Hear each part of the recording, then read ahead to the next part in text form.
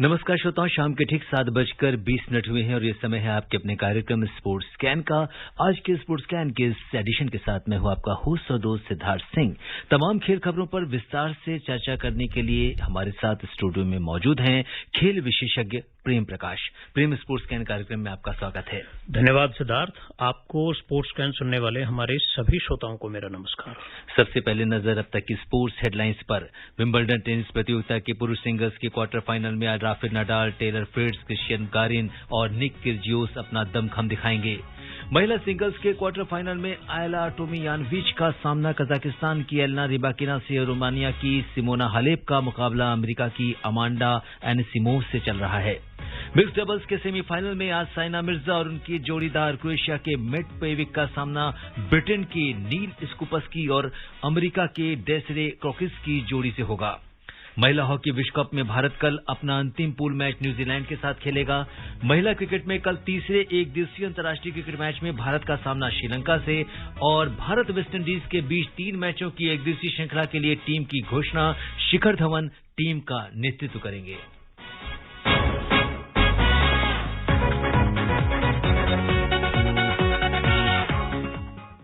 और खेल खबरों में सबसे पहले बात करते हैं विंबलडन की।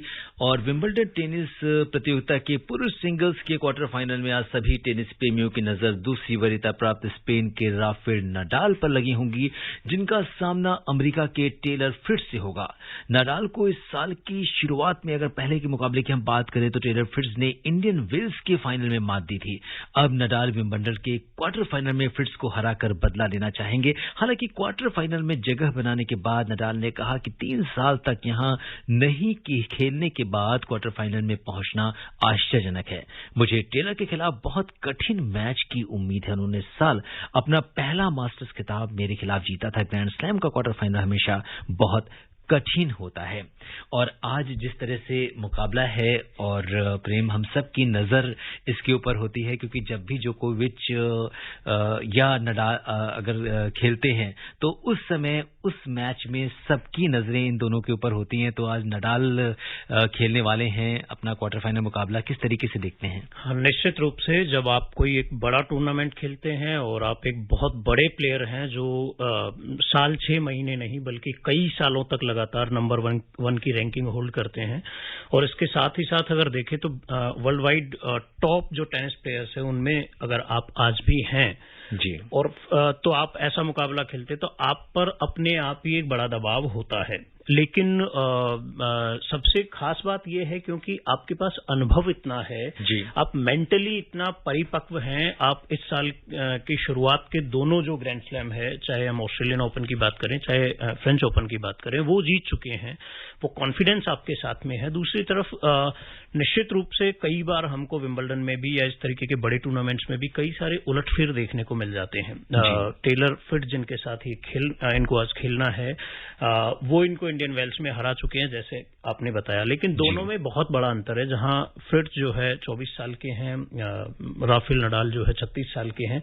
दोनों के साथ ये चीज है कि वो 36 साल के होते हुए उनके प्लस पॉइंट ये है कि उनके पास अनुभव बहुत बेहतर है जी। और इधर फ्रिट्ज की हम बात करें तो उनके पास अनुभव कम है लेकिन युवा जोश है। तो कई बार उलटफेर भी हमको इस तरीके से देखने को मिल जाते हैं। लेकिन निश्चित रूप से राफेल नडाल एक बहुत बड़े प्लेयर है और वो चीज उनके लिए सकारात्मक भूमिका निभाएगी। जी, और इससे पहले उन्होंने सोमवार को बॉटिक वैन को सीधे सेटों में मात दी और मुकाबला आसानी से अपने नाम किया। सेंटर कोर्ट में हुए इस मुकाबले में नडाल ने 6-4, 6-2, 7-6 के अंतर से जीत दर्ज की थी। 36 साल के नडाल इस साल अगर जैसा कि आपने भी कहा कि गजब की लय में है और पहले ही 2 ग्रैंड स्लैम जीत चुके हैं। इस साल की शुरुआत में उन्होंने ऑस्ट्रेलियन ओपन अपने नाम किया था, इसके बाद फ्रेंच ओपन में भी जीत दर्ज की थी। अब उनकी निगाह विंबलडन ओपन पर है। नडाल की अगर हम उपलब्धियों पर बात करें तो अब तक 22 ग्रैंड स्लैम जीत चुके हैं और वो सबसे ज्यादा ग्रैंड स्लैम जीतने वाले खिलाड़ी हैं। अब उनकी निगाह 23वां ग्रैंड स्लैम जीतकर अपना रिकॉर्ड और बेहतर करने पर होगी। इस साल 2 ग्रैंड स्लैम जीतने वाले नडाल की नजर करियर ग्रैंड स्लैम पर जिस तरह से लगी हुई है और वो जिस तरह से 2 टूर्नामेंट अपने नाम कर चुके हैं तो काफी कुछ उम्मीद की जा रही है। हालांकि इस बीच दूसरे क्वार्टर फाइनल में चिली के क्रिस्टियन गारिन और ऑस्ट्रेलिया के निक किर्जियोस अपना दमखम जो है अब से कुछ देर बाद दिखाने वाले हैं। इस मैच पर भी सबकी नजर बनी हुई है कि इसमें से कौन व्यक्ति सेमीफाइनलिस्ट बनता है। और अब बात करते हैं सर्बिया के सुपरस्टार और 20 बार के ग्रैंड स्लैम विजेता नोवाक जोकोविच की। जोकोविच ने विंबलडन के सेमीफाइनल में अपनी जगह बनाई है और जब नडाल की बात होती है तो उसके साथ जोकोविच की बात भी करना जरूरी है। विंबलडन में 6 बार के मेंस सिंगल्स चैंपियन नोवाक जोकोविच ने कल हुए क्वार्टर फाइनल में इटली के यानिक सिनर को कड़े और संघर्षपूर्ण मुकाबले में 5 सेट की टक्कर में हराकर अगले राउंड में जगह बनाई। जोकोविच की ये जीत इसलिए बेहद खास थी क्योंकि वो पहले 2 सेट हार गए थे, लेकिन अगले 3 सेट्स में जोकोविच ने सिनर पर पूरी तरह से अपना दबदबा बनाते हुए 5-7, 2-6, 6-3, 6-2, 6-2 से जीत दर्ज हुई है। पिछले साल के चैंपियन जोकोविच ने इस बार चैंपियनशिप में बेहद कड़ी उनको टक्कर मिली है और क्वार्टर फाइनल से पहले अगर हम जो मैच हुए हैं उस पर नजर डालें तो 4 मैचों में से 2 बार उन्हें चौथे सेट में जाकर जीत मिली है और ये टक्कर भी अगर क्वार्टर फाइनल की भी बात करें तो ये भी काफी दमदार रही। 10वीं वरीयता प्राप्त सिनर ने सीजन में जबरदस्त प्रदर्शन किया। पहले ही राउंड में 3 बार के ग्रैंड स्लैम विजेता वावरिंका को हराने वाले सिनर ने शीर्ष वरीयता प्राप्त जोकोविच को कोर्ट में हर तरह जिस तरह से पहले 2 सेट्स उन्होंने जीते तो प्रेम जोकोविच जो है वो बड़े दावेदार माने जाते हैं विंबलडन के। क्या कुछ कहेंगे उनके खेल पर? बिल्कुल बहुत बड़े दावेदार हैं और अभी अगर हम बात करें रैंकिंग की तो दुनिया के नंबर 1 खिलाड़ी भी हैं और लंबे टाइम से हैं। उनके साथ भी वही सेम चीज है जो राफेल नडाल के साथ है। दोनों में 2-3 ग्रैंड स्लैम का डिफरेंस है। वो वहां 22 जीत चुके हैं, 20 जीत चुके हैं, तो वो लंबा जो अनुभव है वो इनके साथ भी है। दूसरी वो जो लंबा अनुभव है वो कहाँ काम आता है, जिस तरीके से कल जो मैच हुआ उसमें पहले 2 सेट हारने के बाद फिर से वापसी करते हुए आप सोचिए कि कितना मानसिक रूप से कितने परिपक्व वो होंगे कि एक तो ये होता है अगर आप शुरुआती 2 सेट हार जाएं तो कई बार टूट जाता है प्लेयर, लेकिन यहां उनकी मानसिक परिपक्वता झलकती है, उनका ये आत्मविश्वास और उनका जो अनुभव है वो झलकता है कि उन्होंने वापसी की और फिर एक शानदार जीत दर्ज की। बिल्कुल, तो इस समय अगर हम देखें तो जोकोविच की जो नजरें हैं वो खिताब पर हैं और वो भी इतिहास बनाने की पूरी तैयारी में है। और महिला सिंगल्स की अगर हम बात करें तो क्वार्टर फाइनल में ऑस्ट्रेलिया की आयला टोमियानोविच का सामना कजाकिस्तान की एलिना रिबाकिना से हो रहा है और इसके साथ ही दूसरा क्वार्टर फाइनल भी चल रहा है जिसमें रोमानिया की सिमोना हालेप का मुकाबला अमेरिका की अमांडा एनसीमो से चल रहा है और ये बहुत ही अहम मुकाबला अगर हम देखें। और इस मुकाबले में अगर पहला सेट जो है वो अगर हम आयला ने जीता है 6-4 से और दूसरे सेट में उन्हें हार का सामना करना पड़ रहा है और तीसरा सेट अभी चल रहा है। और इसी तरह से क्वार्टर फाइनल का यहाँ पे एक और अपने श्रोताओं को अपडेट देने की सायना हालेप ने जिस तरह से खेल का प्रदर्शन किया है, अमांडा एनिसिमो को हरा दिया है 6-2, 6-4 से और अब वो विंबलडन की सेमीफाइनलिस्ट बन गई हैं। तो ये लेटेस्ट अपडेट है जिन्होंने 6-2, 6-4 से सायना हालेप ने हराया है। और चूंकि सिमोना हालेप की अगर हम बात करें तो बहुत शानदार करियर रहा है और एक जबरदस्त खिलाड़ी हैं, तो निश्चित तौर से सेमीफाइनल में और भी ज्यादा रोचक होने वाला है। निश्चित रूप से बिल्कुल, कई जिस तरीके से टूर्नामेंट से पहले कई जो टेनिस पंडित है वो भी इस तरीके की भविष्यवाणियां करते हैं कि हमको शायद कुछ नए चैंपियन मिल जाएं, तो ये शायद उसी तरीके के उलटफेर हो सकते हैं इस टूर्नामेंट में कि हमको कुछ नए चैंपियंस भी मिल जाएं। और अगर हम मिक्स डबल्स की बात करें तो मिक्स डबल्स के सेमीफाइनल में आज साइना मिर्जा और उनके जोड़ीदार क्रोएशिया के मेट पेविक का सामना ब्रिटेन के नील स्कूपस्की और अमेरिका के डेसिरे क्रोकिक्स की जोड़ी से होगा। इससे पहले इस जोड़ी ने चौथी वरीयता प्राप्त गैब्रिएला डाब्रोवस्की और जॉन पियर्स को सीधे सेटों में हराया था। हालांकि इस जीत के लिए विजेता खिलाड़ियों को संघर्ष करना पड़ा था। 35 साल की सानिया ने पहले ही घोषणा कर दी है कि 2022 सीजन उनके करियर का आखिरी दौरा होगा। सानिया मिर्जा ने आखिरी ग्रैंड स्लैम टाइटल 2016 में जीता था। वे ऑस्ट्रेलिया ओपन के विमेन डबल्स इवेंट में चैंपियन बनी थीं। 2015 में सानिया मिर्जा ने विंबलडन का डबल्स खिताब जीता था। मिक्स डबल्स में आखिरी ग्रैंड स्लैम सानिया ने 2014 में जीता था। सानिया ने कुल 7 ग्रैंड स्लैम टाइटल्स जीते हैं।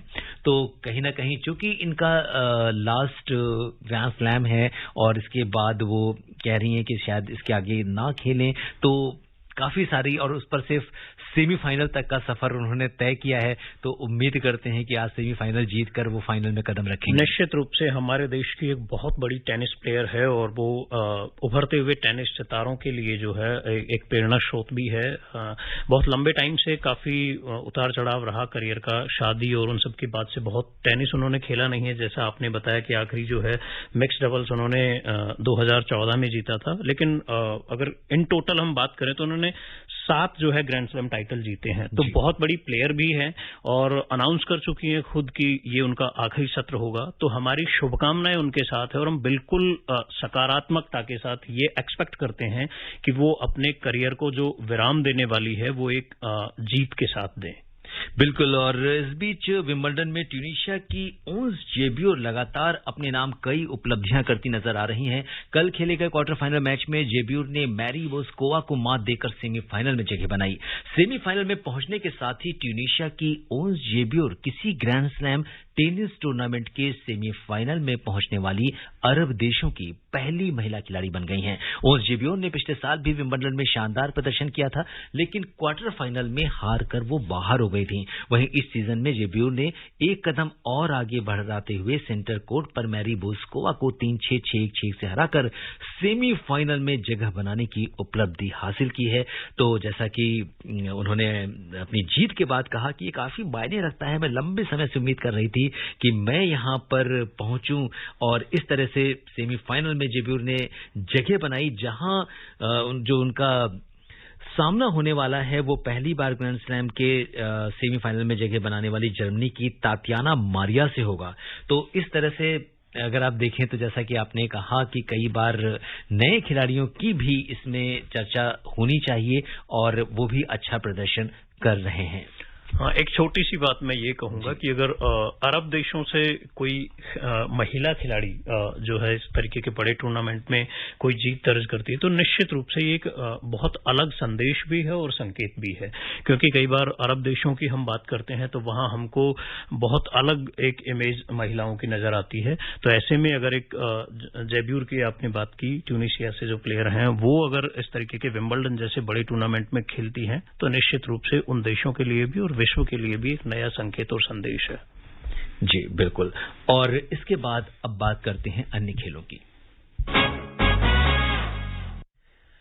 हॉकी की बात करें तो महिला हॉकी विश्व कप में भारत कल अपना अंतिम पूल मैच न्यूजीलैंड के साथ खेलेगा। ये मैच रात 11 बजे नीदरलैंड्स के एम्स्टेलविन में खेला जाएगा। कल पूल बी में भारत और चीन के बीच खेला गया मैच 1-1 गोल की बराबरी पर रहा। मैच के 26वें मिनट में चीन की जियाली झेंग ने गोल कर अपनी टीम को बढ़त दिला दी, जबकि 44वें मिनट में भारत की वंदना कटारिया ने गोल कर मैच को बराबरी पर ला दिया। और इससे पहले वाले मैच की भी अगर हम बात करें तो भारत का इंग्लैंड के साथ मैच भी ड्रॉ रहा था और अब ये दूसरा मैच भी ड्रॉ रहा है। किस तरीके से देखते हैं? जी, इंग्लैंड के साथ भी ड्रॉ खेला और यहां भी कल जो चाइना के साथ मैच हुआ उसमें भी ड्रॉ खेला। तो हम लोग पहले भी बात कर चुके हैं कि वर्ल्ड कप जैसी जो बड़ी चैंपियनशिप है वहां हम बहुत कमतर प्रदर्शन की उम्मीद नहीं कर सकते किसी भी टीम से, क्योंकि जो भी टीम वहां पे खेल रही है वो बहुत सारे पड़ावों से गुजरने के बाद वर्ल्ड कप खेल रही है। तो ऐसे में किसी टीम को हम हल्के में नहीं ले सकते, ना हल्का आंक सकते। निश्चित रूप से मैं एक बात कहूंगा कि हमारी जो भारतीय टीम है वो अगर ओलंपिक्स में हालांकि चूक गई थी मेडल से, लेकिन उससे पहले से बहुत बढ़िया जो है लय में है, प्रैक्टिस कर रही है, लेकिन थोड़ा सा मानसिक रूप से परिपक्व होने की जरूरत है, क्योंकि कई बार बड़े अंतिम क्षणों में कई बार टीम जो है थोड़ी सी बिखरी हुई सी नजर आती है। हालांकि कल के मैच की बात करें तो दाद देनी पड़ेगी वंदना कटारिया की, जिन्होंने अदरवाइज तो हो सकता है कि हमको कहीं न कहीं मैच लूज करना पड़ता, तो उन्होंने गोल करके मैच को ड्रॉ पे खेला। अब कल के लिए हम उम्मीद कर सकते हैं कि जो कप्तान है सविता पूनिया, जो दुनिया की टॉप की जो है गोलकीपर भी है, उनके निर्णय और टीम प्रबंधन के निर्णय कुछ ऐसे हों कि थोड़ा सा एक सकारात्मक माइंडसेट के साथ वो मैदान में आए और अपना मैच जो है एक जीत कम से कम वो है इस ड्रॉ से हटकर एक जीत अपनी झोली में डालें। और अगर पूल बी की पे हम अगर एक नजर डालें इस तालिका पर तो न्यूजीलैंड इसमें टॉप पर है, शीर्ष पर है। 2 मैच इसने खेले हैं, एक में जीत और एक मैच ड्रॉ रहा है। 4 अंक हैं न्यूजीलैंड के पास और पूल बी में दूसरे नंबर पर चीन है जिसने 2 में से दोनों मैच उसके ड्रॉ हुए हैं, 2 अंक हैं। इसके बाद भारत के भी 2 में से दोनों मैच ड्रॉ हैं, उसके भी 2 अंक हैं। इंग्लैंड ने एक्चुअली 2 मैच खेला है और 1 मैच उसका ड्रॉ रहा है, 1 मैच में उसे हार का सामना करना पड़ा है और वो तालिका में सबसे नीचे है और उसके 1 अंक हैं। तो ये तो बात थी हॉकी की। ओपनर शिखर धवन वेस्टइंडीज के खिलाफ Queen's Park Oval Port of Spain Trinidad में खेली जाने वाली 3 मैचों की एक दिवसीय श्रृंखला में भारत का नेतृत्व करेंगे। बीसीसीआई ने त्रिनिदाद में खेली जाने वाली 3 मैचों की ओडीआई सीरीज के लिए टीम का ऐलान किया है। शिखर धवन ने पिछले साल श्रीलंका दौरे पर 3 एक दिवसीय मैचों में भारतीय टीम की अगुवाई की थी। संजू सैमसन ने टीम में ऋषभ पंत की जगह दूसरे विकेट कीपर के रूप में वापसी की है। इंग्लैंड के खिलाफ एक दिवसीय मैचों के लिए शामिल तेज गेंदबाज अर्शदीप सिंह ने अपनी जगह बरकरार रखी है। वहीं रवींद्र जडेजा, युजवेंद्र चहल, अक्षर पटेल के साथ स्पिन गेंदबाजी ऑलराउंडर दीपक हुड्डा भी टीम में शामिल हैं। तो अब ये नई टीम की घोषणा हो गई है वेस्टइंडीज के खिलाफ। बिल्कुल, हमारे टीम प्रबंधन को जो है थोड़ा सा इस चीज पे बहुत सीरियस होकर सोचना पड़ेगा। जिस तरीके से कल हमने इंग्लैंड के खिलाफ टेस्ट मैच भी गंवाया, तो क्योंकि क्रिकेट इतना हो गया है, चाहे आईपीएल की बात करें या दूसरी चैंपियनशिप्स की बात करें, कि बहुत सारे खिलाड़ी जो है मानसिक रूप से ऐसा लगता है थके हुए हैं, जिनमें विराट कोहली का नाम बहुत बड़ा है, जो फॉर्म में आ ही नहीं पा रहे हैं। तो इस टीम की जो घोषणा हुई है, इसमें एक खास बात और बहुत अच्छी बात यह है कि शिखर धवन को चुना है और कप्तानी के लिए भी चुना है। शिखर धवन निश्चित रूप से बहुत अच्छे प्लेयर हैं, जो न केवल भारतीय धरती पर लेकिन विदेशों में जाकर भी बहुत उम्दा प्रदर्शन वो करते हैं। तो अच्छी आशा की जा सकती है कि शिखर धवन की अगुवाई में ये टीम शायद अच्छा प्रदर्शन करें, क्योंकि आगे T20 वर्ल्ड कप भी हमको खेलना है। जी बिल्कुल, बीसीसीआई ने आगामी 2020 विश्व कप को ध्यान में रखते हुए टीम इंडिया वेस्टइंडीज के खिलाफ अपनी आखिरी 2020 श्रृंखला खेलेगी और ऐसे में वो किसी भी प्रकार से अपने मुख्य खिलाड़ियों को लेकर कोई रिस्क नहीं लेना चाहती। इसी को ध्यान में रखते हुए ओडीआई सीरीज में रोहित शर्मा, विराट कोहली और जसप्रीत बुमराह को आराम दिया गया है। आत्मविश्वास से भरी भारतीय महिला क्रिकेट टीम कल तीसरे और अंतिम महिला एक दिवसीय अंतर्राष्ट्रीय मुकाबले में श्रीलंका को हराकर 3 मैचों की श्रृंखला में क्लीन स्वीप करने के इरादे से मैदान में उतरेगी। मिताली राज के संन्यास के बाद पहली बार एक दिवसीय अंतर्राष्ट्रीय श्रृंखला खेल रहे भारत ने पहले 2 मैच में जीत के साथ 3 मैचों की श्रृंखला में 2-0 की अजेय बढ़त बना ली है। भारत ने इससे पहले 2020 अंतर्राष्ट्रीय श्रृंखला भी 2-1 से जीती थी और जिस तरह का प्रदर्शन हमारे खिलाड़ियों ने किया है और अगर हम देखें तो एक जैसे लक्ष्य का पीछा करते हुए भारतीय टीम दूसरी ओडीआई में काफी आत्मविश्वास में थी और टीम ने 10 विकेट से एक तरफा जो जीत दर्ज की है वो भी काबिल तारीफ है। भारत ने अगर हम देखें तो हर एक विभाग में, चाहे वो बॉलिंग की बात हो, बैटिंग की बात हो या फील्डिंग की बात हो, हर विभाग में अपना दबदबा बनाए रखा और अच्छा प्रदर्शन किया।